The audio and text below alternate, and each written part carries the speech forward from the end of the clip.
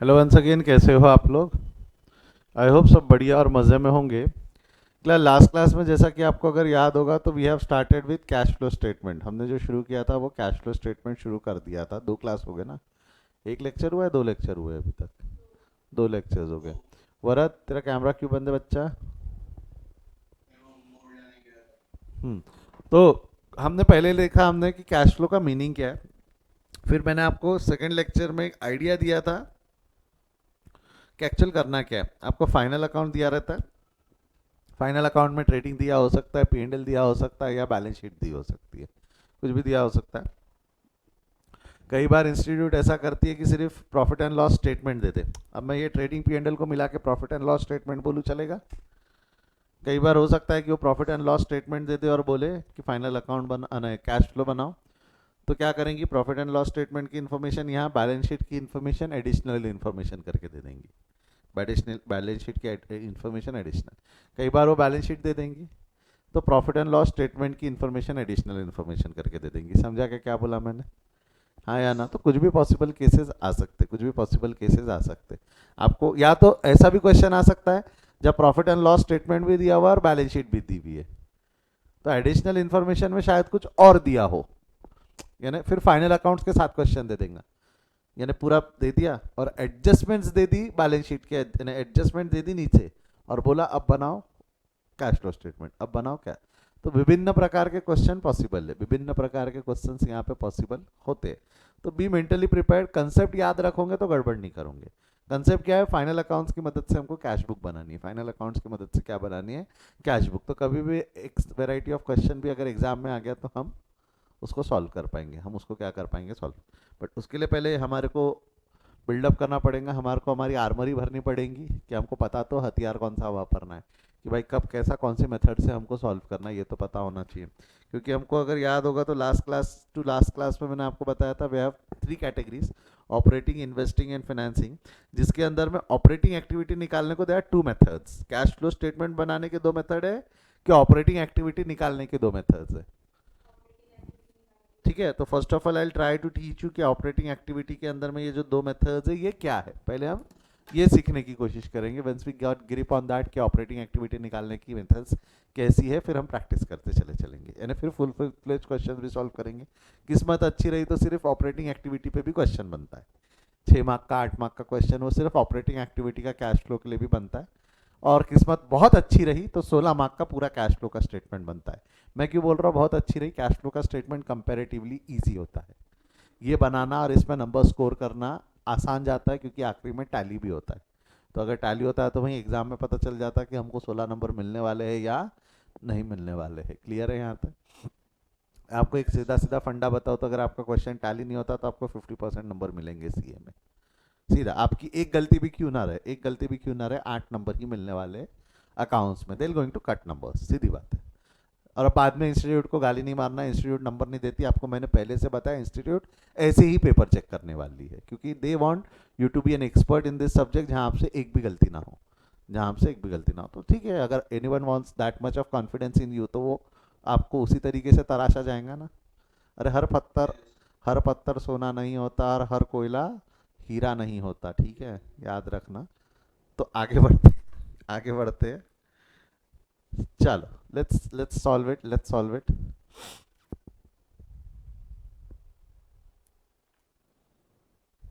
चलो देखे देखे।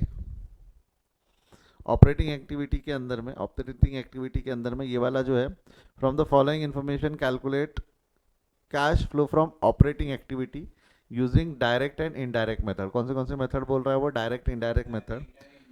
और यहाँ से नया क्वेश्चन है, इतना ही क्वेश्चन है। प्लस क्वेश्चन के अंदर में सिर्फ और सिर्फ प्रॉफिट एंड लॉस स्टेटमेंट दिया है, मैं ऐसा बोलूँ तो चलेगा क्या? They have not given anything else, they have not given anything else, सिर्फ प्रॉफिट एंड लॉस स्टेटमेंट देके छोड़ दिया है ना। एडजस्टमेंट्स है ना बैलेंस शीट है। मैंने बताया ना, सिर्फ प्रॉफिट एंड लॉस स्टेटमेंट दिया हो सकता है, सिर्फ बैलेंस शीट दिया हो सकता है, और दोनों दिया हो सकता है। We have to be prepared, we have to be equipped to solve any और ऑल ऑफ द क्वेश्चंस। कोई भी या सारे क्वेश्चंस हम सॉल्व करने के लिए इक्विप होना चाहिए। I try to make you equip. धीरे धीरे धीरे धीरे हम उसको करेंगे। और आपके कोर्स में दोनों मेथड है, मैं पहले ही बता दे रहा, डायरेक्ट इनडायरेक्ट दोनों मेथड आपके कोर्स में है। तो कोई भी क्वेश्चन पूछा जा सकता है। एक जो स्टूडेंट गलती करते हैं वो भी समझा देता हूँ। They practice too much in indirect method, indirect method का बहुत प्रैक्टिस करते हैं। तो इंस्टीट्यूट क्या करती है, इंस्टीट्यूट क्या करती है, डायरेक्ट का क्वेश्चन एग्जाम में पूछ डालती, क्या का क्वेश्चन पूछ डालती है, डायरेक्ट। मैं कंसेप्ट पढ़ाऊंगा, प्रैक्टिस आपके एंड पे आपको थोड़ा सा अलग से करना पड़ेगा with the help of RTP, past examination questions और प्रैक्टिस मैनुअल। हाँ, अलग किसी और ऑथर का बुक खरीद के लेके आऊंगे तो यही सारी चीज़ें उसमें रिपीट होने वाली है। उससे अच्छा खुद से बढ़िया उसको कंपाइल करो, आदत डालो, फाइनल में ये आदत बहुत काम आती है कि आरटीपीज वगैरह आप सॉल्व कर पा रहे हो खुद से। चल, statement of profit and loss दिया हुआ है, ऊपर में इनकम है, नीचे में एक्सपेंस है। What do mean by direct and indirect, what is the difference between direct method and indirect method? Simple भाषा में बोल बोल।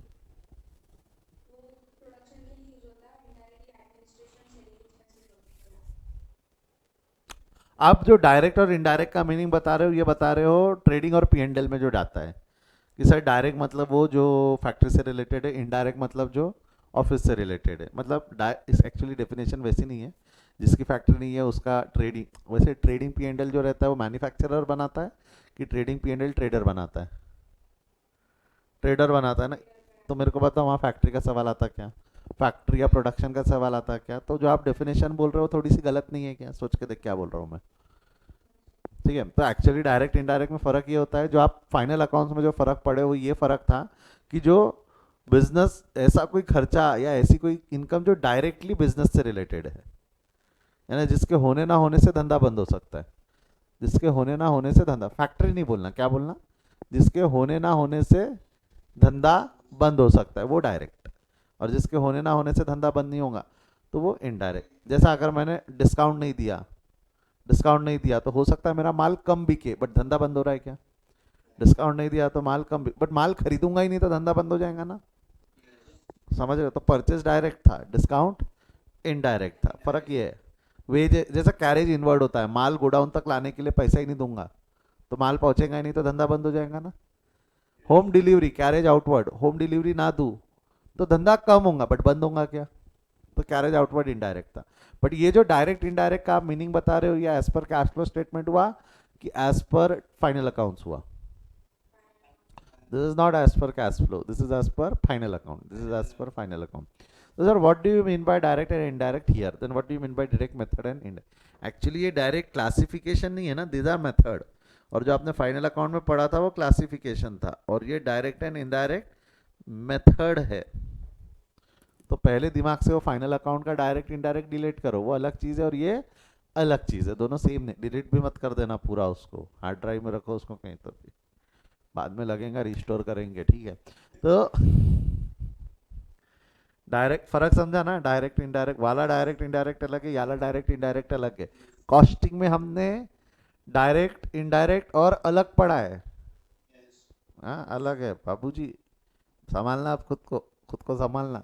बचपन में जब तक पता नहीं रहता तो गाय गाय रहती, फिर काऊ होती, फिर ऑक्स होती, फिर बफीलो हो जाती, फिर बुल भी आता कहीं से, है ना ऐसा। वही है, जब तक जितना ज़्यादा सीखोगे कन्फ्यूजन उतना बढ़ेगा, ठीक है। अब मेरे को यहाँ तक के मुद्दा अगर क्लियर है तो मैं आपसे ये बात करने वाला था, ठीक है। अब डायरेक्ट मेथड मतलब क्या होता है जी? एग्जाम्पल के तौर पे डायरेक्ट मेथड मतलब एग्जाम्पल के तौर पे, अगर मेरे को क्लास में चश्मा पहने हुए बॉयज़ को अलग करना है, क्लास में से चश्मा पहने हुए बॉयज़ को अलग करना है, तो एक तरीका क्या हो सकता है? मैं क्या बोलूँगा, क्लास में ऐसे कितने लड़के लोग हैं जिन्होंने चश्मा पहना है? हाथ ऊपर करो, करो हाथ ऊपर करो। क्लास में कितने बॉयज है जिसने चश्मा पहना है? हाँ जी वरद, एक जन, एक जन, बराबर है। मैंने क्या किया याले मेथड में, मैंने क्या किया, उसको डायरेक्ट पॉइंट किया वरद। मैंने क्या किया, उसको डायरेक्ट पॉइंट करके बोला वरद हाथ ऊपर कर ले, बराबर है। ये कौन सा मेथड हो गया? ये कौन सा मेथड हो गया? डायरेक्ट पॉइंट किया, that you are that guy जिसने चश्मा पहना है, ऐसा लड़का जिसने चश्मा पहना है। इनडायरेक्ट मेथड में क्या हो सकता था? इनडायरेक्ट मेथड में मैं उल्टा जाता। उल्टा जाता मतलब क्या? पूरी क्लास है, देखो इनडायरेक्ट मेथड में एक बेस लगता है, इनडायरेक्ट मेथड में एक स्टार्टिंग पॉइंट लगती है। डायरेक्ट मेथड में जरूरी नहीं है, मैंने सीधा उठा लिया तू आ जा। डायरेक्ट मेथड में मैंने सीधा उठा लिया कि तू आ जा। इनडायरेक्ट मेथड में एक बेस लगता है, यानी एक क्लास मेरे लिए बेस हो गई। मैं क्या बोलूंगा, गर्ल्स बाहर हो जाओ, आप लोग बाहर चले जाएंगे। फिर मैं क्या बोलेगा कि जिसने चश्मा नहीं पहना वो बाहर हो जाओ। बॉयज जिसने चश्मा नहीं पहना है वो बाहर हो जाओ। तो क्लास में कौन मिलेगा मेरे को? चश्मा पहने हुआ लड़का जो बचे हुए हैं। ये कौन सी मेथड होगी? ये कौन सी मेथड होगी? Indirect. But indirect requires a starting point, कुछ तो चाहिए ना। किस में से अलग करूं? इनडायरेक्ट में हटाना है, निकालना है, डायरेक्ट में लेना है और इनडायरेक्ट में हटाना है। डायरेक्ट में लेना है और इनडायरेक्ट में हटाना है। फर्क समझा क्या? डायरेक्ट में we are going to pin point and take it, indirect में we are going to throw away बोल सकते हो, इनडायरेक्ट में we are going to eliminate बोल सकते हो। आई होप आपको फर्क समझा डायरेक्ट और इनडायरेक्ट का। पक्का श्योर? एक मिनट। हाँ,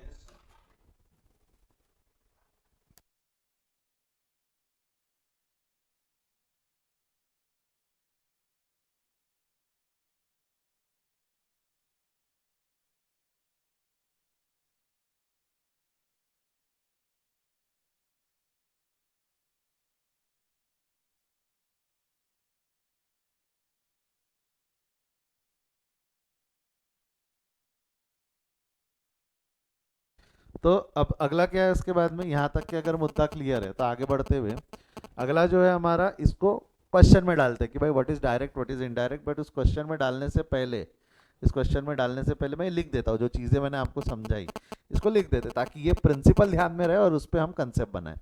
तो हमारा जो ऑपरेटिंग एक्टिविटी है, ऑपरेटिंग एक्टिविटी में मैंने कौन सी दो मेथड बोली? बहुत ही बढ़िया। एक मेथड है हमारी डायरेक्ट, एक मेथड है मेरी इनडायरेक्ट। मेथड भी लिख देते, नहीं तो आप कंफ्यूज करोगे उसको फाइनल अकाउंट्स के साथ में, ठीक है। अब डायरेक्ट मेथड में we are going to pick it out, है ना? क्या बोलेंगे हम डायरेक्ट मेथड में? Pick it out, pick it out. और इनडायरेक्ट मेथड में क्या बोलेंगे? थ्रो इट अवे, या आप बोल सकते हो एलिमिनेशन, या क्या बोल सकते हो आप? एलिमिनेशन, ठीक है। या लिख देता हूँ, चलो ब्रैकेट में, आपको एलिमिनेशन समझता है तो एलिमिनेशन। अच्छा मेरे को एक चीज बताओ, हमारे को क्या पिक करना है डायरेक्ट मेथड में? What we are desired to pick, what we are desired to pick, क्या लेना है डायरेक्ट? अब आ जाओ ऑपरेटिंग, जो अरे हाँ बराबर जरूरी है, मतलब क्या जरूरी है? तेरे को निकालना क्या है? Cash flow from operation. क्या निकालना है तेरे को? Cash flow from. तो तेरे को नहीं लगता कि you have to pick those transaction which are operating as well as cash? It has to be operating and as well as cash transactions. The cash flow statement direct method में we pick it out cash, नहीं sorry, we pick it out operating activity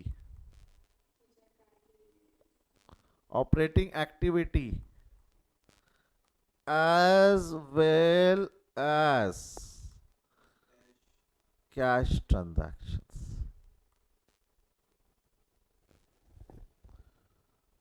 मैंने यहाँ बीच में word क्या वापरा है? Operating as well as cash, दोनों होना जरूरी है। अगर एक ट्रांजैक्शन ऑपरेटिंग है अगर नॉन कैश है तो उसको वहां इज्जत है क्या? एक ट्रांजैक्शन ऑपरेटिंग है बट नॉन कैश है तो इज्जत है क्या? अच्छा कैश है बट नॉन ऑपरेटिंग है तो इज्जत है क्या? समझो, operating as well as cash दोनों होना चाहिए। जैसे एग्जाम्पल के तौर पे सैलरी पेड ऑपरेटिंग है और कैश में भी है क्या? तो क्या इज्जत है या नहीं है? इज्जत है। डिप्रिसिएशन, डिप्रिसिएशन सोच के देख, डिप्रिसिएशन ऑपरेटिंग है, धंधे से रिलेटेड ही है, ऑपरेटिंग है बट बहुत ही बढ़िया, बहुत ही बढ़िया। बॉडी के अंदर गया क्या? बॉडी के अंदर गया क्या? गया। तो ये फर्क होता है ऑपरेटिंग डायरेक्ट मेथड में कि भाई we are going to pick out operating as well as cash, operating as well as cash. जैसा इंटरेस्ट पेड, पे किया है, बट इंटरेस्ट ऑपरेटिंग एक्टिविटी है कि फाइनेंसिंग एक्टिविटी है? तो उसको यहाँ इज्जत नहीं है, उसको इज्जत है। इंटरेस्ट पेड को इज्जत है, कहाँ इज्जत है? फाइनेंसिंग एक्टिविटी में। मैं बात कर रहा हूं, मैं ये नहीं बोल रहा हूँ कैश फ्लो में इज्जत नहीं है इंटरेस्ट पेड को, इंटरेस्ट पेड को इज्जत है फाइनेंसिंग एक्टिविटी में। यहाँ इज्जत है क्या? ऑपरेटिंग एक्टिविटी में इज्जत नहीं है, ऑपरेटिंग एक्टिविटी में इज्जत नहीं है। समझा क्या? We are going to directly pick it out. तो ढूंढना पड़ता है कि भाई ये ऑपरेटिंग है, ये मैं करवाऊंगा प्रैक्टिस से, धीरे धीरे उस पर कमांड लाऊंगा, कंट्रोल लाऊंगा, बट यहाँ तक समझा। वेयर एज इनडायरेक्ट एक्टिविटी में हमको थ्रो अवे करना है। कौन सा? इनडायरेक्ट एक्टिविटी में क्या क्या? है ना, we are going to throw it away. कौन सी एक्टिविटी थ्रो करेंगे? नॉन कैश ट्रांजैक्शन और साथ साथ में नॉन ऑपरेटिंग एक्टिविटी। तो अब मेरे को एक चीज बताओ, दोनों होना जरूरी है? यहाँ पे इज्जत दोनों होना जरूरी है, तो कि दोनों में से एक भी रहा तो थ्रो अवे कर देंगे? तो यहाँ पे और आता है,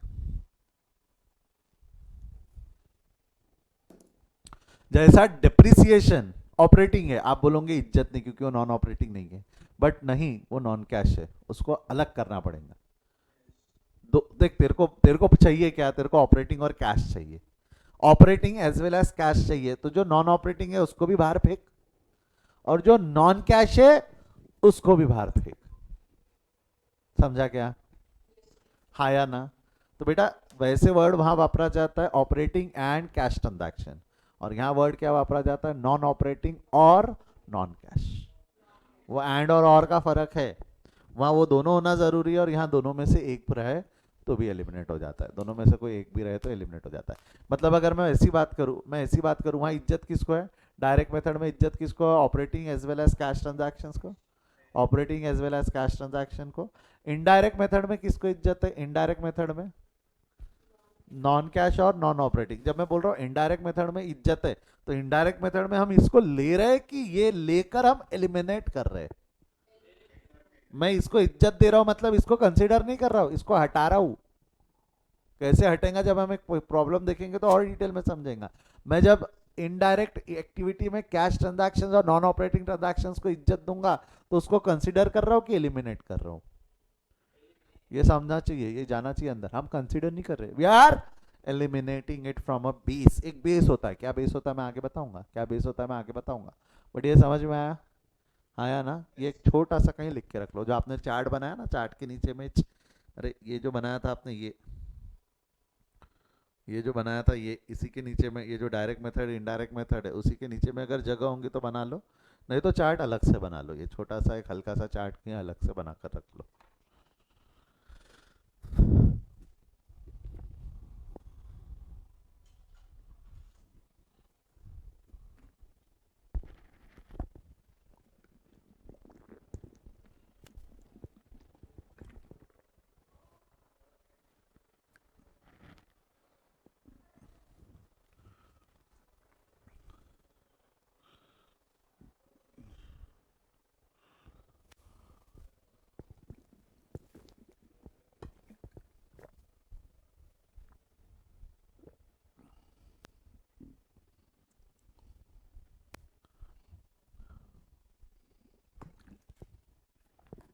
हाँ जी, हो गया क्या?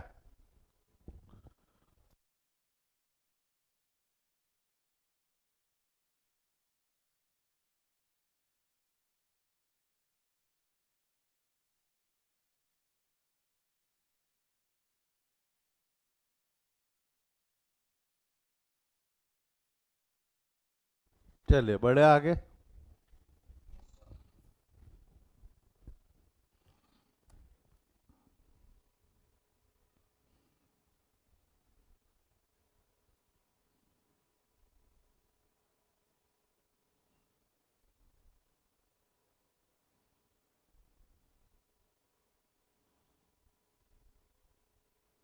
क्लास, एक क्वेश्चन सॉल्व करते हैं, प्रॉब्लम नंबर 2। अब इस पे ध्यान देते हैं। प्रॉब्लम नंबर 2 ना, इन्होंने स्टेटमेंट फॉर्मेट में दे रखा है, income and expenditure, direct method indirect method दोनों बोला है। मेरे एक सिंपल सवाल का जवाब दो, अगर मैं आप लोगों से पूछूं तो कौन सा, क्योंकि आपको क्लासीफाई करना है, चाहे वो डायरेक्ट रहे या इनडायरेक्ट रहे, अल्टीमेटली ऑपरेटिंग और कैश ट्रांजैक्शन पे डिपेंड करता है। अगर वो ऑपरेटिंग और कैश है तो डायरेक्ट मेथड में इज्जत है, नॉन ऑपरेटिंग नॉन कैश है तो इनडायरेक्ट मेथड में इज्जत है। तो मैं ऐसा करूँ क्या, non operating non cash mark कर दूँ क्या एक बार? नॉन ऑपरेटिंग नॉन कैश अगर मैंने मार्क कर दिया, तो उसके अलावा बाकी जो बचा हुआ रहेगा वो ऑपरेटिंग कैश रहेगा ना। जैसा revenue from operation is a business operation, business transaction, revenue from operation is a business transaction, but profit on sale of machinery is a operating activity or a non operating activity? Exactly exactly. ये कौन सी activity हो जाएंगी आपकी? Non operating. बराबर है, जमता body के अंदर गया यहाँ तक, ये नॉन ऑपरेटिंग एक्टिविटी हो जाएंगी। यहाँ लिख दो नॉन ऑपरेटिंग एक्टिविटी, ये कौन सी एक्टिविटी हो गई? Non operating activity. Then cost of material consume is operating. Employ benefit expenses is operating. Employ benefit employ ज्यादा. अरे हाँ या ना, सैलरी ऑपरेटिंग है या नहीं है? Salary, wages, provident fund, gratuity, ये सब एम्प्लॉयज को देना पड़ता ना, खर्चा है हमारा, ऑपरेटिंग एक्सपेंस है. डिप्रिसिएशन ना, हाँ ऑपरेटिंग है, हाँ एग्जैक्टली. ये क्या है? Depreciation is non cash. Depreciation is non cash, तो इसको भी मार्क करेंगे क्योंकि अपने को non operating sorry operating cash चाहिए, तो नॉन ऑपरेटिंग नॉन कैश अलग कर दो. Insurance premium, insurance premium operating है, धंधा चलाने के लिए लगता है ना. इंश्योरेंस ऑपरेशन के लिए नहीं. क्या फाइनेंस और इन्वेस्टिंग है क्या? इंश्योरेंस क्या फाइनेंस और इन्वेस्टिंग है क्या? सर अगर इंश्योरेंस फिक्स एसेट्स का है तो वो तो इन्वेस्टिंग हो जाएगा ना. इंश्योरेंस अगर फिक्स एसेट्स का है तो वो तो वो हो जाएगा. बट जब तक के क्वेश्चन में दिया हुआ नहीं है वो इंश्योरेंस स्टॉक का होता है. इंश्योरेंस काय का होता है? स्टॉक का होता है. बात समझो, आपके दिमाग में क्या आएगा? इंश्योरेंस तो सिर्फ एक्टिवा का निकलता है सर.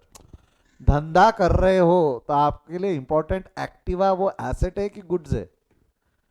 गुड्स भी तो इंपॉर्टेंट है ना. हाँ एसेट इंपॉर्टेंट है सर, प्रोडक्शन नहीं होगा मशीनरी का भी तो इंश्योरेंस रहेगा. रहेगा रहेगा, मैं मना नहीं कर रहा हूँ, बट इंपॉर्टेंट गुड्स भी तो है ना, तो वो गुड्स का इंश्योरेंस रहता है. तो इंश्योरेंस कौन सी एक्टिविटी में आ जाएगा? ऑपरेटिंग या नॉन ऑपरेटिंग?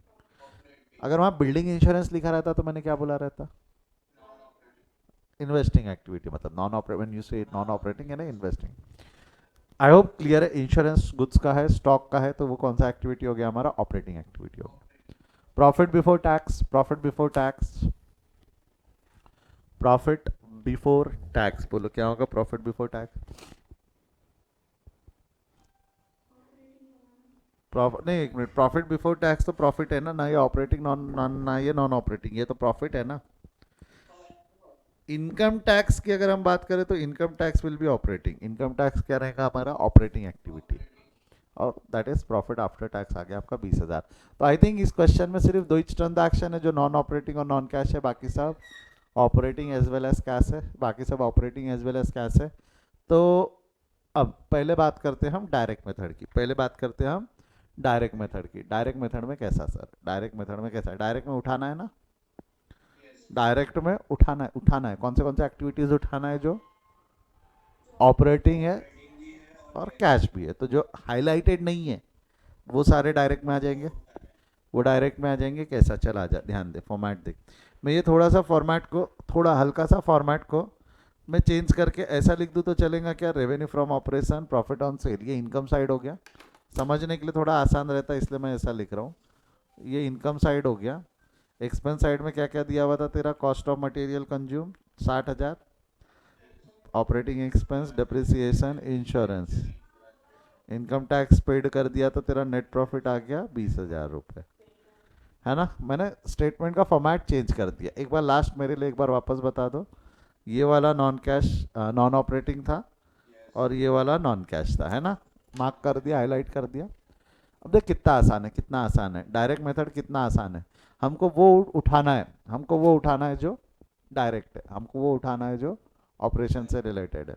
तो मेरे को एक चीज़ बता, अगर मैं इनकम से उठाऊँ तो पहला आइटम क्या है? इनकम से उठाया तो पहला आइटम कितना हो जाएगा? कैश इनफ्लो माइनस आउटफ्लो है ना. फॉर्मूला क्या है? Inflow minus outflow. तो don't you think revenue from operation से इनफ्लो आ जाएगा आपका 1,10,000 रुपये का, जो आप रेवेन्यू फ्रॉम ऑपरेशन को सेल भी बोल सकते हो. रेवेन्यू फ्रॉम ऑपरेशन को सर्विस प्रोवाइडर है, सर्विस प्रोवाइडर है तो सर्विसेज की रिसिप्ट होंगी. ट्रेडर है तो सेल. आउटफ्लो में से क्या माइनस हो जाएगा आपका? Cost of material consume 60,000, employ benefit expense, ये सब ऑपरेटिंग कैश है. और इंश्योरेंस. जमता यहाँ तक? हाँ या ना बोल, बॉडी के अंदर जाने दो इसको. पक्का गया पूरा अंदर तक? तो इससे अब 2 मिनट सुन. इनकम टैक्स भी तो माइनस होगा sir. Yes of course income tax भी माइनस होगा. बट AS3 में क्या बोला हुआ है बेटा? ध्यान देना. AS3 क्या बोलता है? Income tax as well as exceptional या एक्स्ट्राऑर्डिनरी आइटम, एक्सेप्शनल या extraordinary item has to be adjusted separately. अगर आपको याद होगा तो फाइनल अकाउंट में भी एक्सेप्शनल और एक्स्ट्रा ऑर्डिनरी आइटम अलग थे. इवन इनकम टैक्स भी अलग था, याद है ना. तो इनको सेपरेटली एडजस्ट करना है, वो है खर्चा, वो है आउटफ्लो ही, but it has to be shown separately, it has to be shown separately. तो इनकम टैक्स पेड मैंने देखो नीचे अलग से लिखा है, इनकम टैक्स पेड मैंने अलग से लिखा है, मैं माइनस ही किया, मैंने माइनस ही किया ना, इनकम टैक्स पेड माइनस ही किया, आउटफ्लो है माइनस ही किया, बट अलग से। क्लियर है यहाँ तक? बॉडी के अंदर जाने दो इसको, गया यहाँ तक अंदर। अब मेरे को एक चीज़ बताओ, यहाँ से अगर मैंने माइनस किया 1,10,000 में से 79,000 माइनस किया तो बैलेंस कितना आता? 31,000। ये 31,000 को हम क्या बोलेंगे? Cash flow from operating activity before tax. उसमें से हम टैक्स माइनस कर देंगे तो हमको क्या मिल जाएगा? Cash flow from operating. Easy, easy, easy. हाँ, कंसेप्ट समझते वक्त सब इजी लगता है, डिफिकल्टी बढ़ेगी ना, इतना आसान तो थोड़ी होगा। क्योंकि आपके दोस्तों में कैश फ्लो सबसे डिफिकल्ट चैप्टर क्या है? कैश फ्लो बोलते हैं, सबसे डिफिकल्ट चैप्टर टैलीच नहीं होता बोलते हमसे। उसका कारण है, उसका कारण है, they go with plus minus method, plus minus method से जाते हैं। मैं प्लस माइनस से नहीं जाता, अपन कैसे जाएंगे? Debit credit. अपन कौन से मेथड फॉलो करते हैं? Debit credit. ये फर्क पड़ता है, प्लस माइनस में टैली करना बहुत दिक्कत हो जाती है, डेबिट क्रेडिट में हो जाता है, डेबिट क्रेडिट में फ्लो में डाल दो हो जाता है। क्योंकि जितना डेबिट करोगे उतना क्रेडिट करोगे, तो आखिरी में डेबिट इक्वल टू क्रेडिट आ ही जाता। हाँ, अब आपने ऑपरेटिंग की जगह इन्वेस्टिंग में लिख दिया, इन्वेस्टिंग की जगह फाइनेंसिंग में लिख दिया, तो शायद आंसर गलत होगा बट टैली तो होता है। आंसर शायद गलत होगा बट टैली तो होता है, ठीक है। ये कंप्लेंट आपके तरफ से नहीं रहेगी कि सर मेरा टैली नहीं हुआ। हाँ, बट अब उतना दिमाग लगाना पड़ेगा कि क्लासिफिकेशन बराबर कर दो, वो तो पर्सनल जजमेंट है ना, वो तो उसके लिए मैं कितनी मदद कर पाऊंगा? मैं समझा पाऊंगा ये यहाँ जाना चाहिए, वो जाना चाहिए, एग्जाम में वो करना अपने को ही है। यहाँ तक क्लियर है क्या? यहाँ तक क्लियर है क्या? यस और नो? आगे बढ़ूँ यहाँ से? पक्का श्योर? अब class, when we solve indirect method we required a starting point। जब मैं आपको बोला था थोड़ी देर पहले, इनडायरेक्ट मेथड में हमको एक स्टार्टिंग पॉइंट लगेगा, इनडायरेक्ट मेथड में हमको एक स्टार्टिंग पॉइंट लगेगा, and that starting point is your net profit. वो स्टार्टिंग पॉइंट क्या रहता है? Net profit. देख, आपको समझना, अल्टीमेटली ये तेरा ऑपरेटिंग एक्टिविटी से आने वाला प्रॉफिट है ना। ट्रेडिंग पी एंड एल में अपन ऑपरेटिंग डाल देते, ऑपरेटिंग नॉन ऑपरेटिंग भी, फाइनेंसिंग एक्टिविटी भी डालते ना। अगर आप ढंग से देखोगे ना बचपन में, I don't know whether you have been taught और नॉट, अगर ये ट्रेडिंग अकाउंट है, ठीक है, उसके नीचे ये जो प्रॉफिट एंड लॉस अकाउंट है, तो जो ट्रेडिंग अकाउंट की जितनी भी एक्टिविटी रहती है ना, ये ऑपरेटिंग रहती है। ट्रेडिंग अकाउंट की जितनी एक्टिविटी वो धंधे से रिलेटेड ही रहती है, डायरेक्टली धंधे से रिलेटेड है, होने ना होने से धंधा बंद हो सकता है, तो वो कौन सी एक्टिविटी रहती है? ऑपरेटिंग। बट जो पी एंड एल अकाउंट रहता है ना, उसमें एक पोर्शन ऑपरेटिंग का रहता है और एक पोर्शन नॉन ऑपरेटिंग का रहता है। तो you can divide this P and L into two parts if you want to. जैसा इंटरेस्ट ऑपरेटिंग है, नॉन ऑपरेटिंग है, interest on debenture non operating है, interest on loan non operating है, sale of asset non operating है। सोच के देखना, sale of asset non operating है। तो ऑपरेटिंग नॉन ऑपरेटिंग होती है पी एंड एल में, non operating non operating. Salary operating है, सैलरी ऑपरेटिंग है। Audit, audit tax, audit fees वगैरह ऑपरेटिंग है, ऑडिट फीस वगैरह धंधा चलाने के लिए पे करना पड़ता है।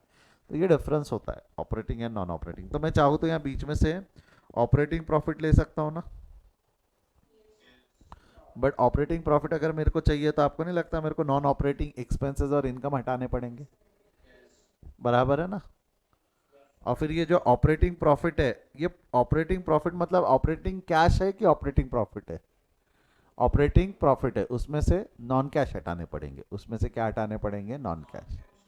वही है ना, इनडायरेक्ट मेथड का कंसेप्ट ही वो है, जिसमें अब मैं क्या कर रहा हूँ, नेट प्रॉफिट से स्टार्ट करके नॉन ऑपरेटिंग और नॉन कैश हटाऊंगा, मैं उल्टा जा रहा हूँ।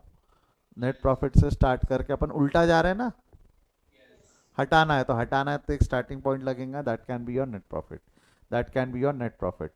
बट नेट प्रॉफिट में 20,000 रुपये लूँ? सवाल क्या है, नेट प्रॉफिट में 20,000 रुपये लूँ? क्योंकि ये 20,000 रुपये बिफोर टैक्स है आफ्टर टैक्स है? डोंट यू थिंक ये 20,000 मेरा आफ्टर टैक्स है? सर आप आफ्टर टैक्स क्यों बोल रहे हो? क्योंकि 5,000 रुपये का टैक्स चार्ज हो चुका है, 5,000 रुपये का चार्ज। अगर मेरे को बिफोर टैक्स चाहिए तो नेट प्रॉफिट ये वाला आएगा ना, यहाँ का ही आएगा ना। बिफोर टैक्स कितना आएगा नेट प्रॉफिट बिफोर टैक्स? जवाब दो तो, निकालो कितना आएगा 25,000। आपने क्या किया, ऊपर के फिगर्स को बैलेंस किया, या दूसरा तरीका क्या है, इसमें ये जोड़ दूं तो भी आता ना ये, सोच के देखना। अरे बाबूजी, इसको डिलीट कर दे, देख डिलीट कर दे तो हुआ ना 25, है ना, डिलीट किया, देख देख रखा तो 20 आता, डिलीट किया तो 25 होता ना वो। तो हमको क्या लेना है, net profit before tax. Why before tax, AS3 income tax has to be adjusted separately, इसलिए बिफोर टैक्स ले इनकम टैक्स हम अलग से माइनस करेंगे। इनकम टैक्स माइनस करना बाकी, हम अलग से करेंगे, AS3 में बोला है, हम अलग से करेंगे, AS3 में बोला है। अलग ही मच्छर हो गए, बताओ यार, रुको AC चालू करते हैं।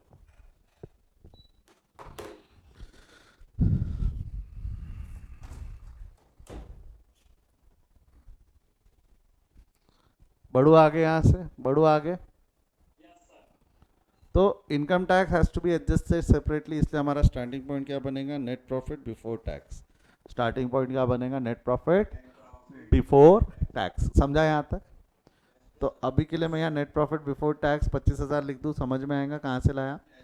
आप चाहो तो ये भी लिख सकते हो, 20,000 प्लस 5,000। आंसर कितना आ गया आपका, 25,000। 20,000 प्लस 5,000, 25,000। यह क्वेश्चन में भी दिया हुआ है, आपको मालूम है क्या, नेट प्रॉफिट बिफोर टैक्स। ये देखिए रहा, क्या क्वेश्चन में दिया था या नहीं दिया था, नेट प्रॉफिट बिफोर टैक्स 25,000 दिया था। नहीं दिया रहा तो निकाल सकते क्या, आफ्टर टैक्स में टैक्स जोड़ दूंगा तो मिल जाएगा। आया ना, गया बॉडी के अंदर गया। अब जो मैं कंसेप्ट पढ़ाने वाला हूँ, ये निर्वाणा है। अगर इसको सही तरीके से समझ लिया तो आपने कैश फ्लो में आधी जंग जीत ली, तो इसलिए मैं चाहूँगा सबका ध्यान बोर्ड पे चाहिए। मुंडी वुंडी एकदम झटक झुटक के ऐसा बैठो, टूट जाना चाहिए मुंडी एकदम। बट अब कोई कंसेप्ट में अपने को गड़बड़ नहीं चाहिए, ठीक है। चल आजा, मैं क्या बोल रहा हूँ ध्यान दे। ये जो हाईलाइटेड है, ऊपर के जो दोनों आइटम हाईलाइटेड है, वो कौन से, नॉन ऑपरेटिंग नॉन कैश है। इसको हटाना है, बराबर है, हटाना है, ठीक है, हटाना है। ध्यान से सुन, डेप्रिसिएशंस को अगर नॉर्मली हम चले तो डेप्रिसिएशन इनकम में ऐड होती है, लेस होती। नॉर्मल केस में चलूँ तो डेप्रिसिएशन इनकम में लेस होती है, बट हमारे को वो लेस करके आप हटाते हो या लेस करके आप खर्चा कंसिडर करते हो। बट अभी अपने को खर्चे कंसिडर करने हैं कि खर्चे एलिमिनेट करने हैं, कंसिडर नहीं करने, हमको उल्टा जाना है ना। बॉडी में डाल कैसा याद करेंगे, डेप्रिसिएशन हटाना है, प्रॉफिट में से डेप्रिसिएशन हटाना है। कंसिडर करने के लिए लेस होता है, तो हटाने के लिए क्या होगा, प्लस। प्लस करके मैं ले रहा हूँ या हटा रहा हूँ, प्लस करके अपन क्या कर रहे हैं, हटा रहे हैं। तो मैं ऐसा बोलूँ तो चलेगा कि add non operating non cash expenses depreciation 10,000 add हो जाएगा। Add non operating non cash expense 10,000 रुपये ऐड हो जाएगा। बोल हाँ या ना बोल, गया क्या बॉडी के अंदर, गया क्या ये, पक्का श्योर, कोई डाउट नहीं है, छोटा मोटा इन्नी पिन्नी। बढ़ो आगे यहाँ से। तो मैं ऐसा रूल बनाऊँ तो चलेगा क्या, स्टार्टिंग पॉइंट नेट प्रॉफिट है, देख ऐसा रूल बनाओ तो चलेगा क्या। स्टार्टिंग पॉइंट इनडायरेक्ट का रूल बोल रहा हूँ, इनडायरेक्ट का रूल अगर ऐसा बनाओ तो हम ऐसा रूल वापर सकते कि आगे ये आपने बताना। स्टार्टिंग पॉइंट नेट प्रॉफिट है, प्रॉफिट में से एक्सपेंसेस माइनस होने चाहिए, जा रहे उल्टा तो क्या करेंगे, प्लस। उल्टे रूल लगेंगे ना। लॉजिक बता दिया मैंने, अब याद रखने का तरीका बता रहा हूँ। सेम इनकम के लिए मेरे को पता, प्रॉफिट में इनकम ऐड होनी चाहिए, profit on sale of machinery है, प्रॉफिट में इनकम ऐड होनी चाहिए। जा रहे उल्टा तो क्या करेंगे, less non operating non cash income. Non operating और नॉन कैश लिखा है, एंड नहीं लिखा है, क्या लिखा है, या तो नॉन ऑपरेटिंग या तो नॉन कैश, ऐड बैक कर, लेस कर दो उसको। देखो इनकम ऐड होनी चाहिए, जा रहे उल्टा तो क्या करेंगे, लेस। और ये लेस, देख सुन लॉजिक भी है, मैं इनकम से प्रॉफिट निकालना चाहता हूँ तो इनकम कंसिडर होती है, कंसिडर करने के लिए मेरे को ऐड करना है, बट अभी हटाना है। कंसिडर करने के लिए ऐड किया तो हटाने के लिए क्या करेंगे। अब इतना दिमाग लगाने से अच्छा ये रूल है ना, प्रॉफिट में इनकम ऐड होनी चाहिए, जा रहे उल्टा तो ये रूल अल्टीमेटली उस लॉजिक का कंक्लूजन है, तो ये क्या हो जाएगा, less profit on sale of machinery. इससे क्या मिल जाएगा आपको? 25,000 प्लस 10,000 35,000 माइनस 4,000 कितना आ जाएगा आपका? 31,000। Don't you think this is before tax? जब ये बिफोर टैक्स था, ये बिफोर टैक्स था, तो ये भी बिफोर टैक्स ही रहेगा ना। इसमें से टैक्स अलग से माइनस करेंगे 5,000 का, तो आपको क्या मिल जाएगा? Cash flow from operating activity. मेरे को एक चीज़ बताओ, वो और ये अलग अलग आया कि सेम आया? चाहे आप डायरेक्ट मेथड फॉलो करो, चाहे आप इनडायरेक्ट मेथड फॉलो करो, आंसर तो सेम ही आना है। आंसर तो सेम ही आना है। अब समझा क्या? मजा आई? रूल समझे सारे? डायरेक्ट मेथड में हमने उठाया, इनडायरेक्ट मेथड में हमने एलिमिनेट किया, इनडायरेक्ट मेथड में हमने एलिमिनेट किया। जमता है तो प्रॉब्लम नंबर 2 का आंसर है, लिख लो। प्रॉब्लम नंबर 3 हम सॉल्व करेंगे, फिर फटाफट लिख लो। प्रॉब्लम नंबर 2 का आंसर जल्दी लिखो, फास्ट। ना ना ना, वो आपको समझाने के लिए बनाया था। ये P&L अकाउंट मैंने आपको समझाने के लिए बनाया था कि भाई बिफोर टैक्स और आफ्टर टैक्स में फ़र्क क्या होता है। ये बना लो।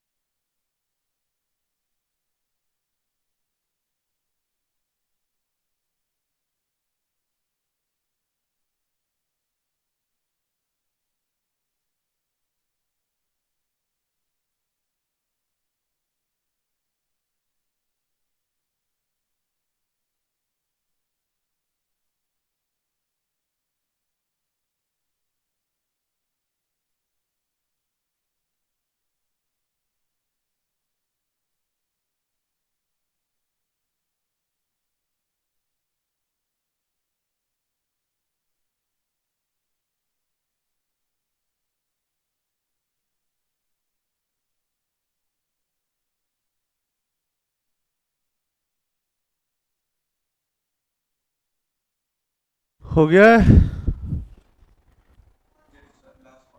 लास्ट पार्ट है ना।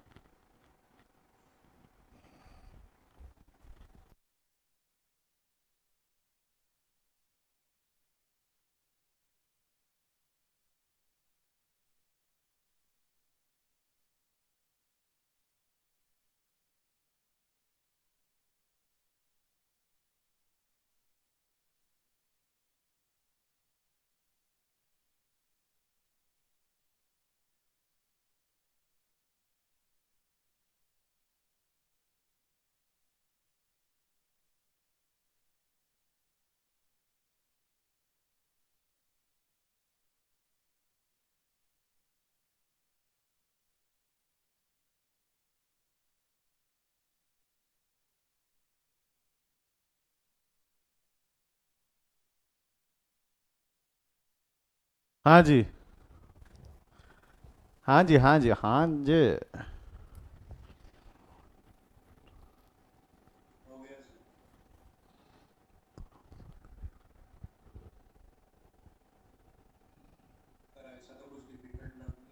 नहीं डिफिकल्ट मैंने कब बोला डिफिकल्ट है? बच्चों को लगता है बोला डिफिकल्ट, जो प्लस माइनस से पढ़ते, जो प्लस माइनस से पढ़ने की कोशिश करेंगे उनको डिफिकल्ट लगेगा, आपको थोड़ी लगने वाला। मैंने आपको डिफिकल्ट लगेगा बोला क्या?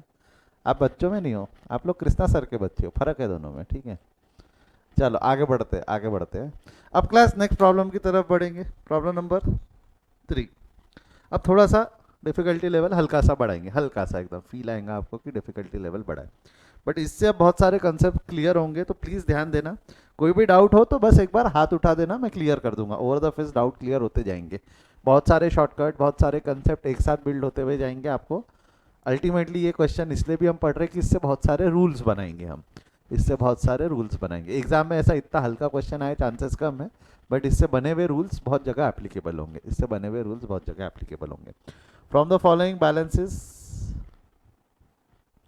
From the following balances what is expected?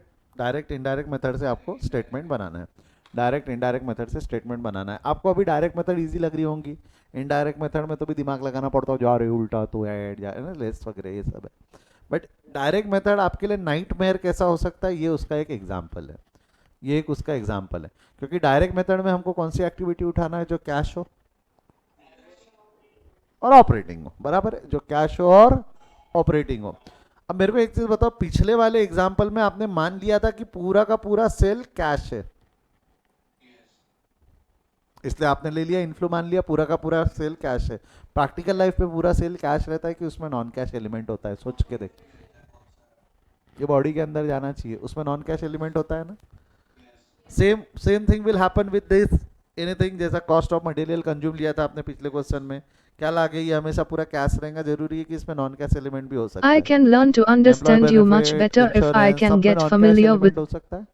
तो भाई वो नॉन कैश एलिमेंट नहीं लेना है, हमको सिर्फ कैश एलिमेंट लेना है। तो आपको नहीं लगता कि कितना कैश एलिमेंट है वो कैलकुलेट करते आना चाहिए? कितना कैश एलिमेंट है वो कैलकुलेट करते आना चाहिए। तो वही कैलकुलेशन यहाँ बढ़ जाता जब आपको ये दिया हुआ रहा कि आपका डेटर क्रेडिटर कितना है। जैसा अगर मान ले यहाँ पे ये अकाउंट रिसीवेबल मतलब डेटर्स हो गए ना, अकाउंट रिसीवेबल मतलब डेटर्स हो गए। डेटर्स का ओपनिंग बैलेंस है 33,000, क्लोजिंग बैलेंस है 36,000। तो और आपने टोटल माल बेचा है 2,20,000 रुपए का। तो अब मेरे को बताओ 2,20,000 रुपए का पूरा माल कैश में कि अब कुछ क्रेडिट भी हो सकता है? कुछ क्रेडिट भी हो सकता है। कितना क्रेडिट में होगा वो निकालना पड़ेगा।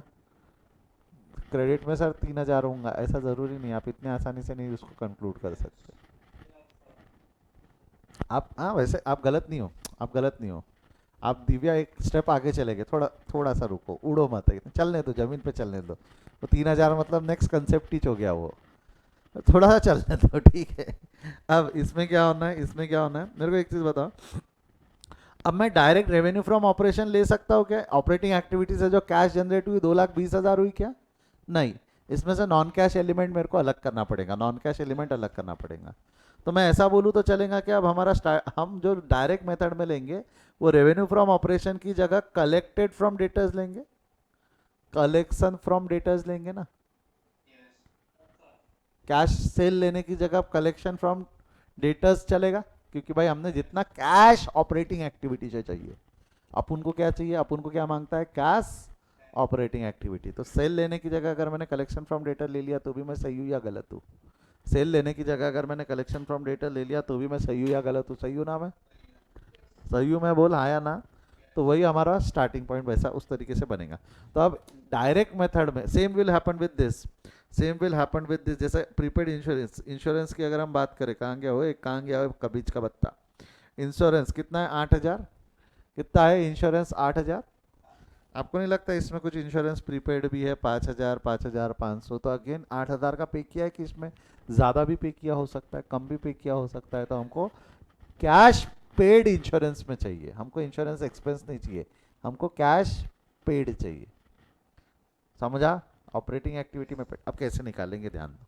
इसका एक तरीका, जो सबसे आसान तरीका या जो सबसे सही तरीका है, आई वुड नॉट से आसान, आसान भी बोल सकते हो कुछ हद तक के, क्योंकि इसका एक तरीका और है जो मैं बाद में बताऊंगा, मेरी मेथड है, कृष्णा सर मेथड, बाद में पढ़ाऊंगा। बट पहले जो एक्चुअल मेथड है वो समझते, बाद में वो जो शॉर्टकट मेथड है थोड़ा दिमाग लगाना पड़ता है। जब शॉर्टकट रहेगा तो थोड़ा प्रेशर बढ़ेगा ना। तो पहले जो इंस्टीट्यूट का तरीका है वो समझते, बाद में मेरा तरीका समझते। आखिरी में अगर एग्जाम में समझ में नहीं आया कि क्या करना है तो मेरे तरीके से सॉल्व कर देना। डायरेक्ट मेथड का क्वेश्चन आया तो वो तरीके से भी सॉल्व कर दो तो इंस्टीट्यूट नंबर देंगे, डोंट वरी, क्योंकि वो तरीका भी सही रहेगा। बट पहले हम इंस्टीट्यूट का तरीका समझते। देखो क्या होता है इसके अंदर में, क्या होता है, we are going to open account. आपको याद है हमारा कंसेप्ट क्या है? फाइनल अकाउंट्स की मदद से, फाइनल अकाउंट्स की मदद से लेजर बनाना है और बैलेंसिंग फिगर कैश निकाल के कैश बुक बनानी है। तो हम वही करेंगे, पूरे लेजर अकाउंट बनेंगे। क्या बोल रहा हूँ मैं? पूरे लेजर अकाउंट बनेंगे। यहाँ पे अभी क्या होने वाला है, we are going to open each and every ledger account. We are going to open each and every ledger account, जैसा कि यहाँ नीचे इन्फॉर्मेशन में दिया हुआ है। ट्रेड रिसीवेबल है 33,000, 36,000। चल शुरू हो जा। ट्रेड रिसीवेबल डेबिट में ओपन हो जाएगा 33,000 एंड 36,000। ठीक है, उसके बाद में ट्रेड पेएबल है 17,000, 15,000। ट्रेड पेएबल आ गया 17,000, 15,000। अगला क्या है? इन्वेंट्री। मेरे को बताओ, इन्वेंट्री जो रहेगा जिनसे खरीदा उनसे रिलेटेड ही रहेगा ना? इन्वेंट्री हमने जिनसे खरीदा उनसे रिलेटेड रहेगा। आप चाहो तो इन्वेंट्री का अलग अकाउंट बना लो। ओपनिंग डेबिट यहाँ आ जाएगा 22,000, क्लोजिंग आ जाएगा यहाँ 27,000। इस पर मैं बाद में बात करता हूँ, ठीक है? इन्वेंट्री और ट्रेड पेएबल पे मैं आखिर में डिटेल में चर्चा करता हूँ। अभी मैं आगे बढ़ रहा हूँ, अभी मैं आगे बढ़ रहा हूँ। उसके बाद आउटस्टैंडिंग एम्प्लॉय बेनिफिट, ये जितने हैं इसको क्रेडिट बैलेंस रहता है ना, account open on same side, closes on opposite side. ये समझा? ये समझा? डायरेक्ट मेथड पढ़ा रहा हूँ, सारे अकाउंट ओपन कर रहे हैं हम। Prepaid insurance, it will have debit balance, debit में ओपन हो जाएगा। कितना डेबिट में? 5,000 और 5,500। उसके बाद में है इनकम टैक्स आउटस्टैंडिंग। आउटस्टैंडिंग है तो लाइबिलिटी है। हमने सारे अकाउंट ओपन कर लिए, हमने सारे अकाउंट को क्या कर लिया? ओपन कर लिया। डायरेक्ट मेथड है, डायरेक्ट मेथड है। सारे अकाउंट को हमने क्या कर लिया? ओपन कर लिया। अब जो मैं बोल रहा हूँ ध्यान से सुनना, अब जो मैं बोल रहा हूँ इसको ध्यान से बॉडी के अंदर लेना। मेरे को एक चीज़ बताओ, रेवेन्यू फ्रॉम ऑपरेशन है कितना? है रेवेन्यू फ्रॉम ऑपरेशन है 2,20,000। अब जब हम क्वेश्चन में कोई चीज़, जब हम क्वेश्चन में कोई चीज़ को, जैसा सेल है, सेल को जब आप यहाँ से यहाँ से यहाँ से यहाँ ले जाते थे तो कोई एंट्री पास होती थी क्या? जब आप फाइनल अकाउंट्स में जो है लेजर से कोई आइटम फाइनल अकाउंट में ले जाते थे तो एंट्री पास होती थी क्या? Sales account debit to trading account ना? तो मैं अगर ऐसा बोलूँ तो चलेगा क्या? ट्रेडिंग के क्रेडिट में, इसका मतलब सेल्स के डेबिट में। I can learn to ये रूल understand you पढ़ाया था ना much मैंने, better याद है if क्या? I can get familiar अगर with the way you purchases यहाँ talk. डेबिट है तो परचेज अकाउंट में क्या हुआ होगा? क्रेडिट ना। रेंट अकाउंट यहाँ डेबिट है तो रेंट अकाउंट में क्या हुआ होगा? कमीशन अकाउंट यहाँ क्रेडिट है तो रेंट अकाउंट में क्या हुआ होगा? समझा ना? अब मेरे को एक चीज़ बताओ, रेवेन्यू फ्रॉम ऑपरेशन क्रेडिट है और ये खर्चे डेबिट है ना?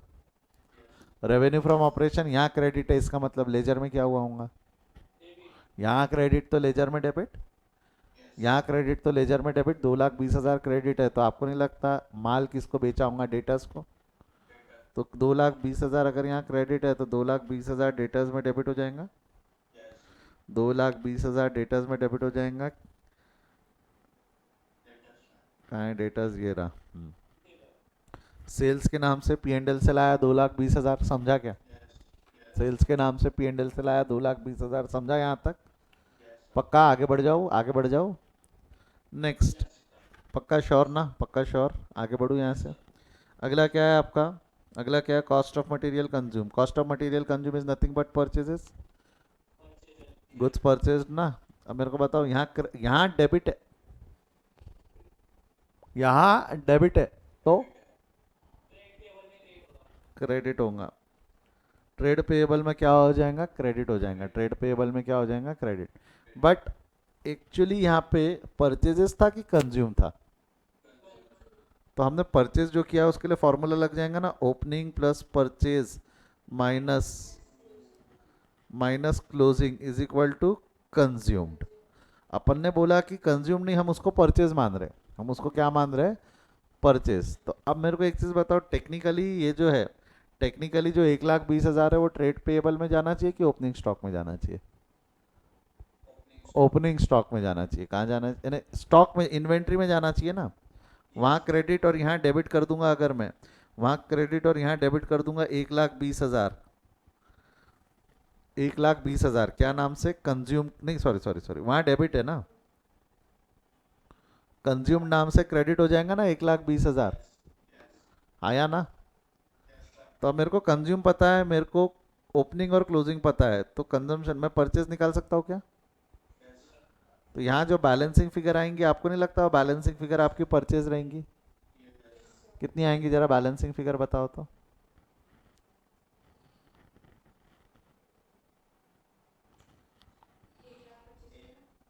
देखो नहीं मालूम, 1,00,000, और वो 1,25,000 परचेज है, परचेज है, तो अब एंट्री क्या हो जाएंगी, परचेजेस अकाउंट यानी इन्वेंट्रीज अकाउंट डेबिट टू यहाँ। तो यहाँ जो क्रेडिट होगा वो 1,25,000 होगा, ये समझा क्या। वहाँ डेबिट है तो परचेज में क्रेडिट। अब इसका शॉर्टकट बताओ। ये तो हो गई कंसेप्ट की बात, ये तो हो गई कंसेप्ट की बात कि भाई कंजम्पशन रहता है वो नहीं रहता है, तो ये तो हो गई कंसेप्ट की बात। इसका शॉर्टकट बताओ, दिमाग को टेंशन नहीं चाहिए तो। सुन, ये दोनों अकाउंट को मर्ज कर दे, ट्रेड पेएबल और इन्वेंट्री, क्योंकि इन्वेंट्री से ही परचेज मिलने वाला है, इन्वेंट्री से ही परचेज मिलने वाला है। इन्वेंट्री से मिला हुआ परचेज टू ट्रेड पेएबल में ट्रांसफर करेगा। उससे अच्छा अगर मैंने इन्वेंट्री के जितने बैलेंसेज है, क्योंकि अल्टीमेटली फॉर्मूला यही है ना, opening plus purchases minus closing is equal to consumption. तो अगर मैं ओपनिंग यहाँ लिख दूँ, ओपनिंग स्टॉक यहाँ लिख दूँ और क्लोजिंग स्टॉक यहाँ लिख दूँ, जब ओपन किया तो यहाँ ओपन करने की जगह अगर मैं उसको यहाँ ओपन और यहाँ क्लोज कर दूँ, तो ये ट्रांसफर की एंट्री बच जाएंगी ना। अब मैंने अकाउंट मर्ज कर दिया, तो ये ट्रांसफर की एंट्री बच गई। ट्रांसफर करने की जरूरत पड़ेगी कि ऑलरेडी मर्ज्ड है। और अब अगर मैंने इसकी जगह 1,20,000 जो यहाँ क्रेडिट किया उसको अगर मैं यहाँ क्रेडिट कर दूँ, तो आपको नहीं लगता 22,000 माइनस 1,20 माइनस 27, मतलब 27 प्लस 1,20 माइनस 22 करो तो 27 प्लस 1,20 माइनस 22 कितना है ना, नेट बैलेंस 1,25 आ ही गया ना। तो ये वाला जो फॉर्मूला है, opening plus purchases minus closing is equal to consumption, इसके लिए अलग अकाउंट बनाने की जगह अगर ये ट्रेड पेएबल में मर्ज कर दूँ तो ऑटोमेटिक फॉर्मूला लग जाता क्या, ऑटोमेटिक फार्मूला लग जाता क्या। तो मैं अगर ऐसा रूल बनाऊँ तो चलेगा क्या, ट्रेड पेएबल यानी कि क्रेडिटर्स प्लस स्टॉक का मिला के एक ही अकाउंट बनेगा, क्रेडिटर्स प्लस स्टॉक का मिला के एक ही अकाउंट बनेगा। अगर मैं ऐसा रूल बनाऊँ तो सबको चलेगा, क्रेडिटर्स प्लस स्टॉक का मिला के एक ही अकाउंट बनेगा, अगर मैं ऐसा रूल बनाऊँ तो चलेगा क्या। बोला ना, ये क्वेश्चन से हम ढेर सारे रूल्स बनाएंगे, ये क्वेश्चन से हम ढेर सारे, लॉजिक समझा क्या, हाँ इंपॉर्टेंट है लॉजिक समझा क्या। धीरे धीरे तो मैं आपके अकाउंट कम कर दूंगा, इतने अकाउंट थोड़ी पगला गए हो क्या भाई, इतने अकाउंट को थोड़ी बनते एग्जाम में। धीरे धीरे अकाउंट कम होंगे, अभी एक अकाउंट हाथों हाथ अभी एक तो कम कर, इन्वेंट्री और ट्रेड पेएबल मिला के एक अकाउंट बना दूं, चल जाएगा काम। अल्टीमेटली वर्किंग नोट कैसा भी बनाओ, फाइनल आंसर तो आना चाहिए ना। फाइनल लॉजिक समझा क्या रे बेटा, लॉजिक समझा क्यों मैंने मर्ज किया, क्यों मैंने मर्ज किया। तो अभी के लिए मैं ये वाला काट रहा हूँ, हमने इसको मर्ज कर दिया, ठीक है, हमारे को अल्टीमेटली यहाँ से मिल जाएगा। अब जब बैलेंस करेंगे तब मिल जाएगा, अब मैं बैलेंस अभी नहीं कर रहा हूँ, जब आखिरी में बैलेंस करेंगे तब मिल जाएगा। मर्जिंग का लॉजिक क्लियर है सभी को, मर्जिंग का लॉजिक क्लियर है, यस और नो। अब मेरे को एक चीज़ बता दो, एक चीज़ बता दो, 1,20,000 लास्ट यहाँ डेबिट है तो कहाँ क्रेडिट करूँ अब। यहाँ डेबिट है तो कायदे से इन्वेंट्री में जाना चाहिए, बट इन्वेंट्री अकाउंट हमने बनाया नहीं है, तो ये कहाँ चला। यहाँ लिख दो, ट्रेड पेएबल के क्रेडिट में P&L के नाम से कितना हो जाएगा, 1,20,000। एक बार देख लो इसको।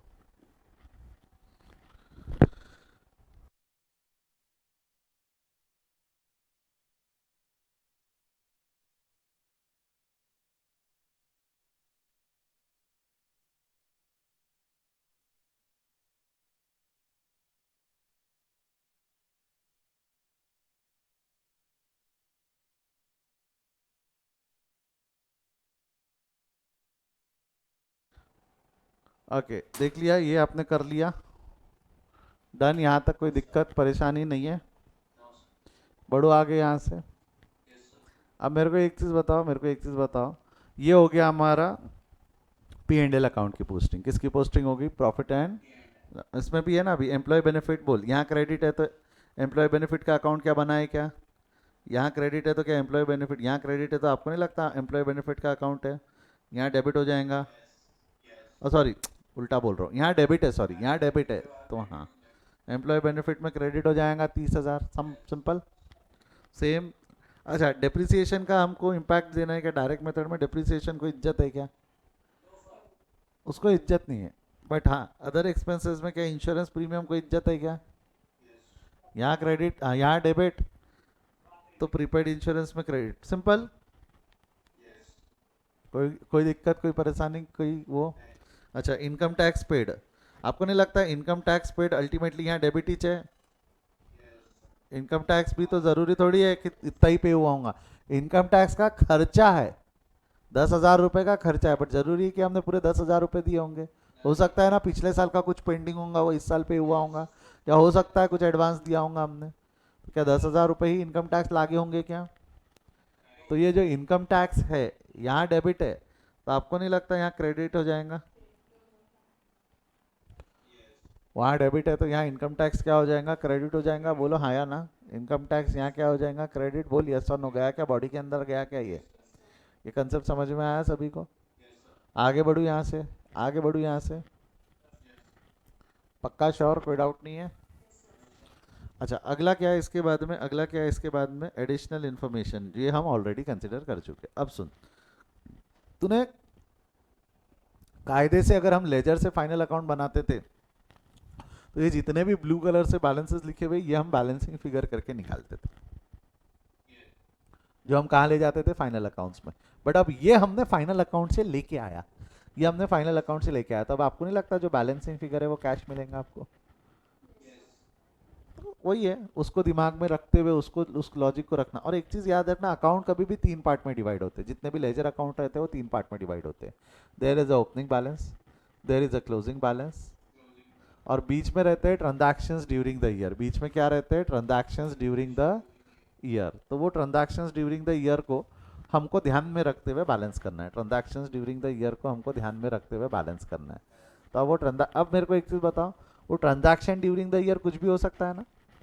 वो ट्रांजैक्शन ड्यूरिंग द ईयर कुछ भी हो सकता है, either it can be cash, it can be any other thing, it can be any else thing, right? हाँ या ना? तो जैसा अगर आप अकाउंट रिसीवेबल को बैलेंस करोगे, थोड़ा लॉजिक से बैलेंस करना, दिमाग लगाना, समझेगा, आंसर आएगा अंदर से। जैसा ओपनिंग कितना था आपका? 33,000 ओपनिंग था, 33,000। आपने इतने का माल और बेचा, 33,000 आपको उनसे लेना था, डेटा से रिसीवेबल थे 33,000, आपने और 2,20,000 का माल बेचा। फिर भी ये बोल रहा है कि क्लोजिंग सिर्फ 36,000 है। क्लोजिंग तो ज़्यादा आना चाहिए ना, ज़्यादा रिसीवेबल आना चाहिए, बट कम आ रहा है, यानी आपका रिसीवेबल जो दिखना चाहिए, आपका रिसीवेबल 33,000 प्लस 2,20,000 दिखना चाहिए। 33,000 प्लस 2,23,000 यानी कि 2,53,000 दिखना चाहिए, बट दिख कितना रहा है? 36,000। दिख कितना रहा है? 36,000। तो आपको नहीं लगता कि जो डिफरेंस है वो आपने रिसीव कर लिया होगा? 2,17,000 आपने रिसीव कर लिया होगा, और वेन आई से आपने रिसीव कर लिया होगा, इट इज नथिंग बट, बोल, अगर आपने 2,17,000 रिसीव कर लिया होगा तो it is nothing but cash. तो ये जो बैलेंसिंग फिगर है, ये बैलेंसिंग फिगर क्या हो गई आपकी? और दो दो इफेक्ट भूलना नहीं, दो इफेक्ट भूलना नहीं, प्लस माइनस नहीं, मैं आपको पहले दिन से बोल रहा हूँ, अपन प्लस माइनस से जाने वाले कि डेबिट क्रेडिट। अगर यहाँ क्रेडिट है, दूसरा इफेक्ट जाएगा, every transaction must have second effect. अगर यहाँ क्रेडिट है तो इसका दूसरा इफेक्ट कहाँ जाना चाहिए? बोल, दूसरा इफेक्ट कहाँ जाना चाहिए? डेबिट में। डेबिट किसके डेबिट में? किसके डेबिट में? कैश के। क्या मैंने कैश अकाउंट बनाया क्या? क्या मैंने कैश अकाउंट बनाया क्या? बट आप भूल गए, cash flow statement is as good as cash book, और cash book is as good as, ओहो, पहले दिन का कंसेप्ट है, गड़बड़ मत करो, दूसरे दिन का कंसेप्ट है, गड़बड़ मत करो।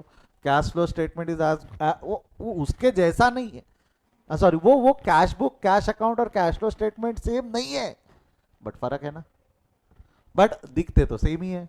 दिखते तो सेम है, जो वहाँ डेबिट होना है वो यहाँ डेबिट होना है, जो वहाँ क्रेडिट होना है उसने भी यहाँ क्रेडिट ही होना है ना। दोनों समरी समरी है ना रे। तो अगर मैं ऐसा बोलूं मैंने कैश अकाउंट नहीं बनाया तो ये पूरी तरीके से सही नहीं है, बट मैंने कैश अकाउंट के जैसा कैश फ्लो स्टेटमेंट तो बनाया। तो अगर वो क्या यहाँ क्रेडिट है, बोल बेटा यहाँ क्रेडिट है, तो इसका दूसरा इफेक्ट कहाँ जाएगा? कैश अकाउंट के डेबिट में।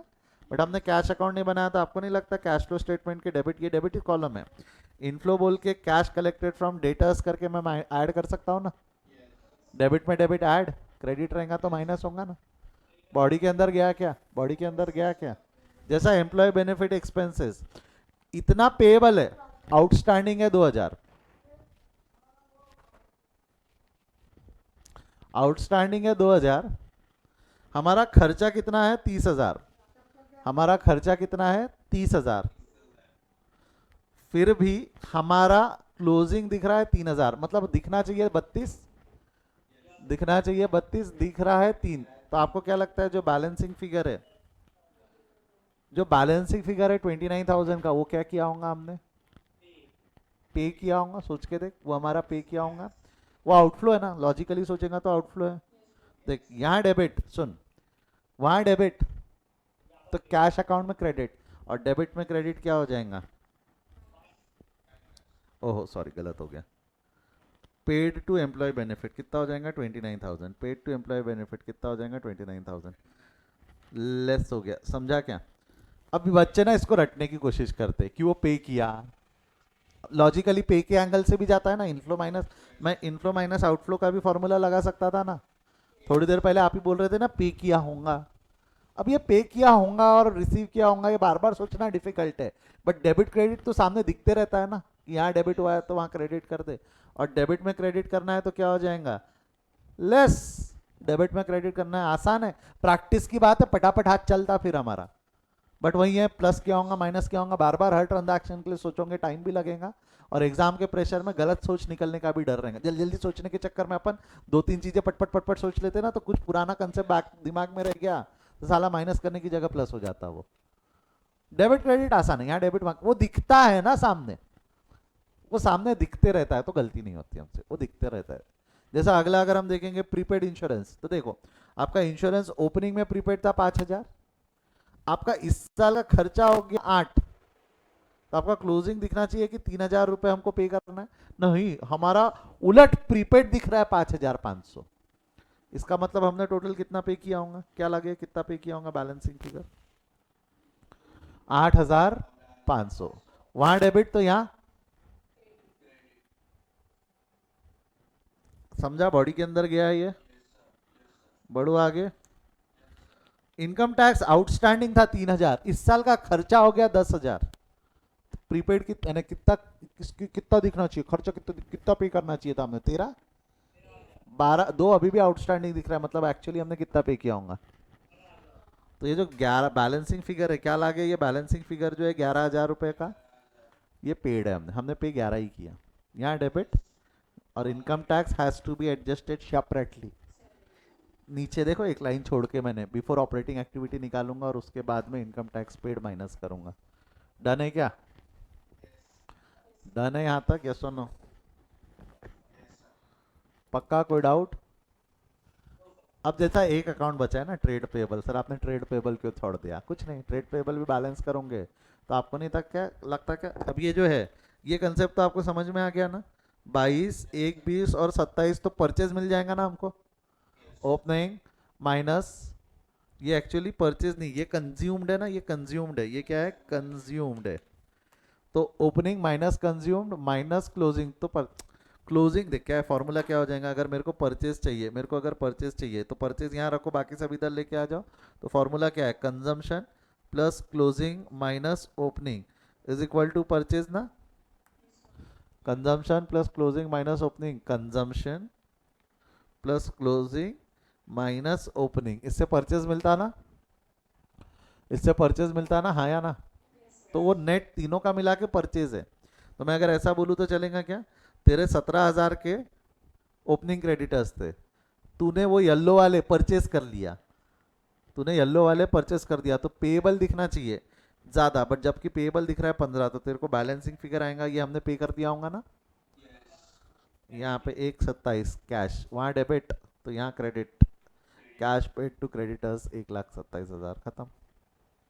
देख देख देख क्या फर्क पड़ गया। तेरा 2,20,000 रुपए के सेल थे, बट कैश कलेक्टेड पूरा 2,20,000 का है कि 217 का ही है। तेरा कॉस्ट दिख रहा था 1,20, जबकि आपका पेमेंट कितने का हुआ, 1,27। तो अब यहाँ पे हमने नॉन कैश अलग कर दिया ना, हो गया ना, नॉन कैश अलग कर दिए, यस और नो, गया, समझा।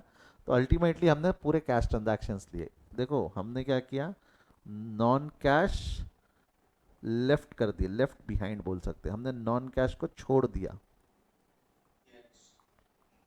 यहाँ हमने नॉन कैश को छोड़ दिया, तो हमको जो मिल गए वो मिल गए, कैश मिल गए। वो लेजर बना के हमने नॉन कैश को हटा के सिर्फ कैश रखा। यहाँ हम किसको एलिमिनेट कर रहे हैं, नॉन कैश को। इनडायरेक्ट में भी कंसिडर करके नॉन कैश ही एलिमिनेट होता है ना, अल्टीमेटली नॉन कैश को ही एलिमिनेट किया जाता है। यहाँ भी हमने लेजर बना के नॉन कैश एलिमिनेट करके कैश ट्रांजैक्शंस ले लिए।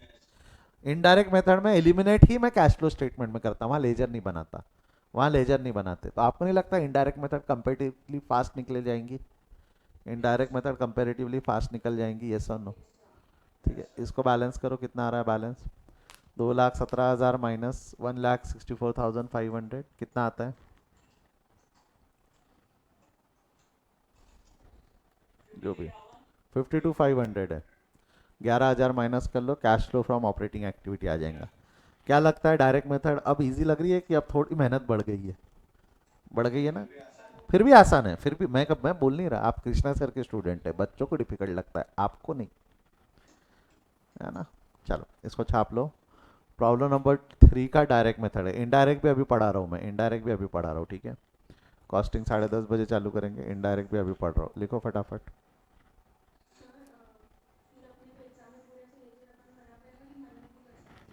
शॉर्टकट है बेटा, आगे पढ़ाऊंगा ना शॉर्टकट, शॉर्टकट है ना, थोड़ा पेशेंस रखो, इतने लेजर अकाउंट नहीं बनवाऊंगा मैं आपसे, डोंट वरी। अभी इन्वेंट्री तो कम करवा ही दिया ना, आगे भी और धीरे धीरे अकाउंट कम करवाऊंगा। पेशेंस रखो ना थोड़ा सा, 2-4 क्वेश्चन हो तो फिर बताता हूँ ना।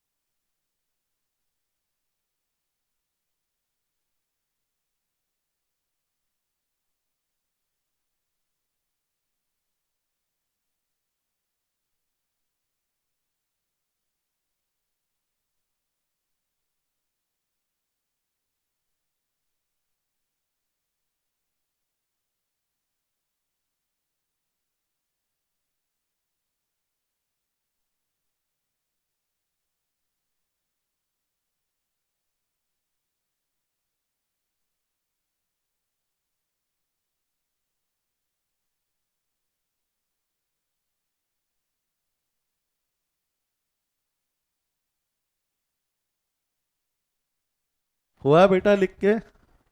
स्क्रीनशॉट ले लेते क्या? मैं अगला कंसेप्ट पढ़ा देता हूँ ना, स्क्रीनशॉट ले लो ना, स्क्रीनशॉट ले लो। चलो, क्या है, आज तुम्हारे मैडम का हैप्पी वाला बर्थडे भी है, तो मेरे घर वाले जरा से सरप्राइज देने आ गए। अभी वो बीच में जो था ना, वो वही था कि ये लोग कहाँ से आ गए करके। तो चलते पढ़ते, पर अपन अपन क्लास लेंगे। मेरे को कंसेप्ट साथ में पढ़ाना ज़रूरी है, नहीं तो मेरे को पता रहता वो आने वाले तो शुरू भी नहीं किया रहता थी थर्ड प्रॉब्लम मैंने। बट अब किया है तो ख़त्म एक साथ करेंगे। चलो बढ़ू आगे। कंसेप्ट याद है इनडायरेक्ट मेथड का? कंसेप्ट क्या है इनडायरेक्ट मेथड का? कंसेप्ट क्या है? नॉन कैश नॉन ऑपरेटिंग हटाना है। हटाने के लिए क्या है, उल्टा उल्टे रूल लगते हैं। एक्सपेंसेस ऐड होगा, इनकम लेस होंगी। देखो, खर्चा माइनस होना चाहिए, जा रहे उल्टा तो ऐड, इनकम ऐड होनी चाहिए, जा रहे उल्टा तो लेस। ये बॉडी में रखना, ये अंदर रखना। अब मैं आपको सेम क्वेश्चन इनडायरेक्ट मेथड से सॉल्व करके दिखाता हूँ। आपको लोगों को और इतना आएगा ये अंदर से कैसा? चलो, अब इनडायरेक्ट मेथड में हमको सबसे पहले चाहिए स्टार्टिंग पॉइंट। इनडायरेक्ट मेथड में सबसे पहले क्या मांगता है जीवन में? आपको नहीं लगता स्टार्टिंग पॉइंट हमारा क्या रहता? नेट प्रॉफिट नहीं रहता, it is profit before tax. पक्का? स्टार्टिंग पॉइंट क्या बन जाएगा? Profit before tax. तो चलो आ जाओ, स्टार्टिंग पॉइंट बन गया हमारा net profit before tax, it is 42,000। कौन सी एक्टिविटीज कंसिडर करना है? Non cash non operating. आप, हाँ, अब मैं उसको अगर हाईलाइट करूँ, नॉन ऑपरेटिंग नॉन कैश, तो मेरे को जितना समझ में आ रहा है इस क्वेश्चन में नॉन ऑपरेटिंग नॉन कैश एक च एक्टिविटी है। एक्सपेंसेस है, ऐड कर दूंगा, add depreciation 20,000, add non operating non cash expense. अगर इनकम रहती, कोई non operating non cash income रहती, तो उसको क्या किया रहता हमने? फिलहाल है नहीं तो मैं उस पर दिमाग नहीं लगा रहा हूँ, आगे बढ़ जाओ चल जाएगा। फिलहाल है नहीं तो फिर उसके ऊपर सोच के कोई मतलब है क्या? एक मिनट।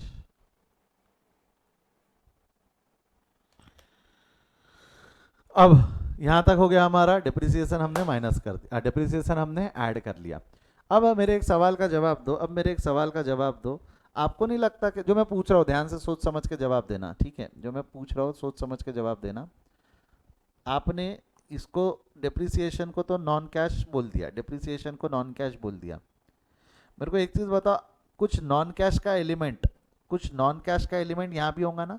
क्योंकि ये जो है 2,20,000 ये कैश प्लस नॉन कैश है, तो इसमें भी नॉन कैश का एलिमेंट है, उसको भी हटाना है।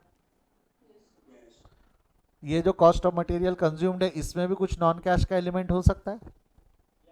ये एम्प्लॉय बेनिफिट है, इसके अंदर में भी कुछ नॉन कैश का एलिमेंट हो सकता है कि नहीं हो सकता है? क्या हमारा अदर एक्सपेंसेस में जो इंश्योरेंस है, क्या इसमें भी नॉन कैश का एलिमेंट हो सकता है या नहीं हो सकता है? जरूरी थोड़ी है पूरा कैश में पे किया होगा, जरूरी थोड़ी है पूरा कैश में पे किया होगा। तो नॉन कैश का एलिमेंट कितना है वो कैलकुलेट करना पड़ेगा, नॉन कैश का एलिमेंट कितना है। और अगर आपको याद हो तो अभी हमने जो सॉल्व किया, अभी हमने जो सॉल्व किया, अगर देखा जाए तो जितना डेटा से हमने कलेक्ट किया है, कलेक्ट कितना किया? 2,17,000। तो इसका मतलब अभी हमारे जो डेटर्स थे वो 2,20,000 थे। तो आपको नहीं लगता 3,000 रुपये का नॉन कैश है इसमें? सेम यहाँ पे हमारा क्रेडिटर्स से 1,27,000 है, तो आपको नहीं लगता यहाँ पे हमारा कुछ नॉन कैश एलिमेंट आएगा? 2,20,000 का नॉन कैश एलिमेंट है। उसके बाद में हमारा एम्प्लॉय बेनिफिट 29,000 का कैश है, तो आपको नहीं लगता इसके अंदर में 1,000 का नॉन कैश है? समझ रहे हो क्या बोलना चाह रहा हूँ मैं? समझ रहे हो मैं क्या बोलना चाह रहा हूँ? अब मैं आपको बताऊँ, ये नॉन कैश एलिमेंट आपको बहुत आसानी से मिल सकता है। नॉन कैश एलिमेंट आपको ये बहुत आसानी से मिल सकता है। आपने बोल दिया था, याद है दिव्या, आपने बोल दिया था सर 3,000, ये 3,000 क्या था? इसका डिफरेंस है ना, 33 और 36 का डिफरेंस 3,000, वो नॉन कैश एलिमेंट है ना। ये जैसा आपने एम्प्लॉय बेनिफिट है, कहाँ है एम्प्लॉय बेनिफिट? एम्प्लॉय बेनिफिट आपको नहीं लगता 2,000 3,000 वो 1,000 का नॉन कैश एलिमेंट है? सेम प्रीपेड इंश्योरेंस को भी अगर आप देखोगे तो प्रीपेड इंश्योरेंस में 8,500 लिखा आपने, कितना लिखा है? 8,500, जबकि यहाँ पे कितना खर्चा है? 8। आपको 500 रुपये ज़्यादा दिया है, 500 रुपये over paid. Actually 500 non cash नहीं है, 500 ओवर पेड है। ज़रूरी थोड़ी नॉन कैश रहे, ज़्यादा भी तो पे हो सकता है ना। तो कितना ज़्यादा पे किया वो भी हमको यहाँ से पता चल सकता है। देख, 500, 5,000 माइनस 500, 5,500 सॉरी, है ना? मिल रहा है, आया समझ में आया? तो इसके लिए अभी हम एक चार्ट बनाएंगे। ये जो नॉन कैश एलिमेंट है वो कैलकुलेट करने के लिए हम एक चार्ट बनाएंगे, उस चार्ट को प्यार से नाम देंगे, क्या नाम देंगे बोलो? Changes in working capital. क्या नाम दे देंगे? Changes in working capital. Why I am saying changes in working capital? Why I am saying changes in working capital? एक मिनट, ठीक है।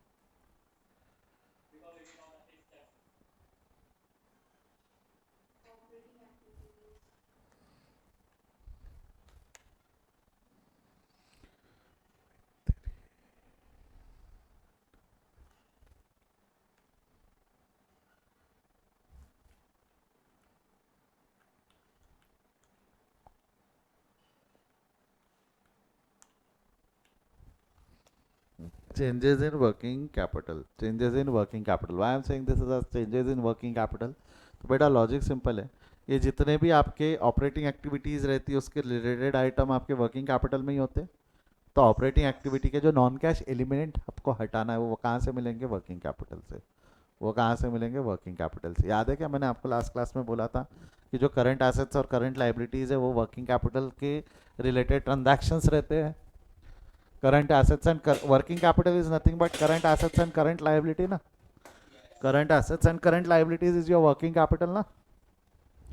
तो इसका चेंजेस आपने अलग से एडजस्ट करना है, इसका चेंजेस आपने क्या करना है? अलग से एडजस्ट करना है। तो जैसा पहला आइटम है ट्रेड रिसीवेबल, कैसा बनाना? चेंजेस इन वर्किंग कैपिटल कुछ नहीं, इसकी लिस्ट बनाना, ऊपर करंट एसेट्स लिखना, नीचे करंट लाइबिलिटीज लिखना। करंट एसेट्स में क्या क्या है आपका? 33 एंड 36, 33 एंड 36। ट्रेड पेएबल है 17,000 15,000। इन्वेंट्रीज है 22 27। आउटस्टैंडिंग बेनिफिट्स है 2 3। लाइबिलिटी है आउटस्टैंडिंग। प्रीपेड इंश्योरेंस एसेट है 5,500, 5,000 और 5,500। अगला क्या है? Income tax outstanding. Technically it is a liability, technically it is an liability. क्या बोल रहा हूँ? वो टेक्निकली वो लाइबिलिटी है बट हम इसको यहाँ एडजस्ट नहीं करेंगे। चलो फाइनली मिल गया, गॉट दैट। तो इसको हम यहाँ पे एडजस्ट नहीं करेंगे। क्यों? क्योंकि income tax has to be adjusted separately. Income tax has to be adjusted separately. तो इनकम टैक्स सेपरेटली एडजस्ट करना है मतलब आपको ने यहाँ हम इनकम टैक्स का अलग अकाउंट बनाएंगे, क्योंकि इनकम टैक्स में भी हमको कैश पेड चाहिए। इनकम टैक्स में भी हमको क्या चाहिए? Cash paid. तो ये अकाउंट है particular, debit side credit side. Credit side में ओपन हो जाएगा 3,000, डेबिट साइड में क्लोज हो जाएगा 2,000। क्लियर है? बॉडी के अंदर गया यहाँ तक? पक्का? बढ़ जाओ आगे, बढ़ जाओ आगे यहाँ से। ये बीमारी फैला रहा नालायक। हाँ जी, अगला क्या हो जाएगा इसके बाद? अगला क्या हो जाएगा इसके बाद? एक बार आपने ये निकाल लिया तो अब आपको इसमें से नॉन कैश एलिमेंट जानना है। आपको क्या जानना है? Non cash element. अच्छा, उस पर आने से पहले, उस पर आने से पहले एक चीज़ समझ लो। इनकम टैक्स यहाँ डेबिट है ना, इसका यहाँ क्रेडिट हो जाएगा, ऐसा बोलूँ तो चलेगा कि इनकम टैक्स अकाउंट बना है तो पूरा इन्फॉर्मेशन आनी चाहिए ना। वहाँ क्रेडिट है तो यहाँ, वहाँ डेबिट है तो यहाँ क्रेडिट। ठीक है, बाद में बैलेंस करोगे तो कैश पेड पता चल जाएगा, है ना। इनकम टैक्स डायरेक्ट से सॉल्व होता, कोई भी मेथड रहे, इनकम टैक्स डायरेक्ट मेथड से ही सॉल्व होता। इनकम टैक्स जो रहेगा वो कौन से मेथड से सॉल्व होगा? डायरेक्ट। ठीक है, अब सुन, आपने चेंजेस इन वर्किंग कैपिटल निकाला कि अभी तक सिर्फ वर्किंग कैपिटल चार्ट बनाया? इसमें चेंजेस निकालना है ना। चेंजेस निकालना है मतलब क्या करना है? डिफरेंस। मैं इसको अगर ऐसा बोलूँ तो चलेगा क्या? 33,000 से इंक्रीज है। 30 ओपनिंग में 33 था, क्लोजिंग में 36 है, तो 3,000 से इंक्रीज है। 22 से 27 हो गया, 22 से 27 हो गया यानी 5,000 से इंक्रीज है। 500 से इंक्रीज, 2,000 से डिक्रीज, 1,000 से इंक्रीज। जमता है यहाँ तक? गया बॉडी के अंदर? अब मैं जो बोल रहा हूँ ये चेंजेस जो है, ये चेंजेस कैसे एडजस्ट करना है उसके बारे में। करंट एसेट से मैं एक चीज़ पूछ रहा हूँ, करंट एसेट्स बढ़ गया, करंट एसेट बढ़ गया तो फायदा या नुकसान है? एसेट बढ़ना अच्छी बात है बुरी बात है? अच्छी बात है, ऐड होना चाहिए। बट इनडायरेक्ट मेथड में अपन जा रहे उल्टा तो क्या करेंगे? नया चीज़ नहीं है, समझा चुका हूँ। अगेन इन्वेंट्री है ना, एसेट है, एसेट बढ़े फायदा है, ऐड होना चाहिए, जा रहे उल्टा तो। प्रीपेड इंश्योरेंस अगेन बढ़े फायदा है, ऐड होना चाहिए, जा रहे उल्टा तो। गया क्या बॉडी के अंदर? गया क्या? पक्का? अगला अगला क्या हो जाएगा आपका? Trade payable. ट्रेड पेएबल क्या है हमारा? लाइबिलिटीज कम होगी। लाइबिलिटीज कम होगी तो फायदा या नुकसान है? फायदा है, ऐड होना चाहिए, बट जा रहे उल्टा। यस, जा रहे उल्टा तो लेस। समझा क्या रे? अगला क्या? आउटस्टैंडिंग एम्प्लॉय बेनिफिट बढ़ गए, लाइबिलिटी बढ़ गई, जिम्मेदारी बढ़ गई, नुकसान लेस होना चाहिए, मगर जा रहे उल्टा तो क्या करेंगे? आया क्या? मजा आया क्या? मजा आया। अब इसके इफेक्ट दे दो ऊपर ले जाके, इसके इफेक्ट दे दो चेंजेस इन वर्किंग कैपिटल के ऊपर ले जाके, तो आपका मजा आ जाएगा। जैसा आपने नॉन ऑपरेटिंग नॉन कैश दे दिया, यहाँ नीचे में क्या लिखोगे कहीं तो भी? Changes in working capital. अब मैं ध्यान से देखा कैसे कैसे चेंजेस दे रहा हूँ। कैसा है चेंज? पहले में 3,000 रुपये लेस हो जाएगा, लिखूँ यहाँ पे, देख कैसा लिखेंगे? 3,000 रुपये, देख कैसा? Less increase in trade receivable 3,000, ऐसा बोलेंगे। स्टेटमेंट कैसा बनाया समझा क्या?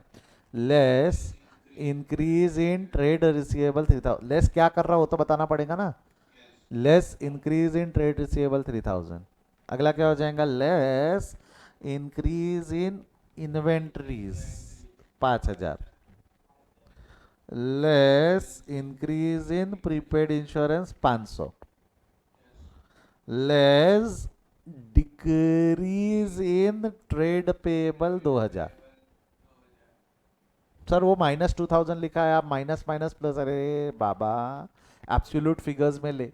वो 2,000 है जिसको लेस करना है। एब्सोल्यूट फिगर्स बोलते हैं उसको। क्या बोलते हैं हम? Absolute figures.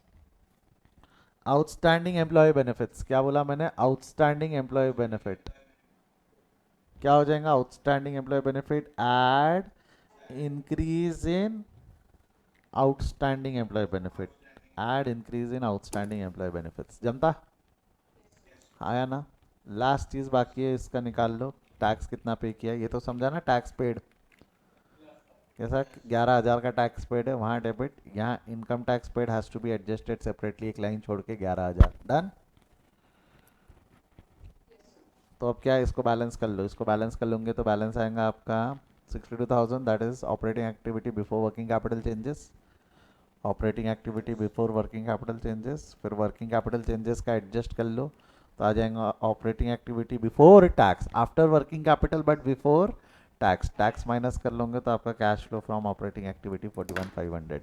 और अगर आपको याद होगा तो यहाँ भी आंसर कितना आ रहा था? चाहे आप ऐसे खाओ चाहे आप ऐसे खाओ, आंसर तो वही आएगा ना। सर आप क्या बात कर रहे हैं? आप क्वेश्चन सॉल्व करवा रहे, खाने की बात कर रहे हैं। एक चीज बात करो सर, कंफ्यूज मत करो।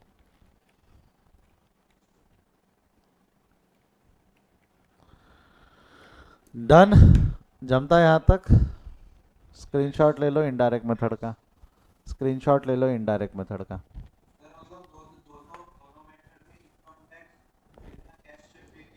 उतना ही और अलग से, क्योंकि आपने यहाँ स्टार्टिंग पॉइंट बिफोर टैक्स लिया है तो टैक्स अलग से ही माइनस करना पड़ेगा ना तेरे को।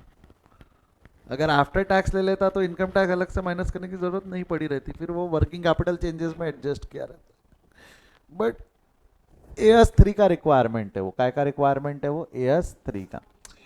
एक मिनट में समझा देता हूँ, समझा देता हूँ इनकम टैक्स वाला कंसेप्ट। पहले ये लिख ले, चेंजेस इन वर्किंग कैपिटल का स्क्रीनशॉट ले ले। ले लिया? वो जो AS3 की वजह से क्यों ऐसा हो गया मैं वो समझा देता हूँ। आप चाहो तो आप स्टार्टिंग पॉइंट आफ्टर टैक्स लेते, अगर कितना है 32,000, अगर स्टार्टिंग पॉइंट आप 32,000 लेते, विजिबल है क्या वो 32,000, तो ये 20,000 ऐड होता आपका। तो कर तो 32 प्लस 20 कितना होता है? 32 प्लस 20, हाँ 52, ठीक है। और 10,500 माइनस होता, 10,500 माइनस होता, और 1,000 रुपये ऐड होता, ठीक है।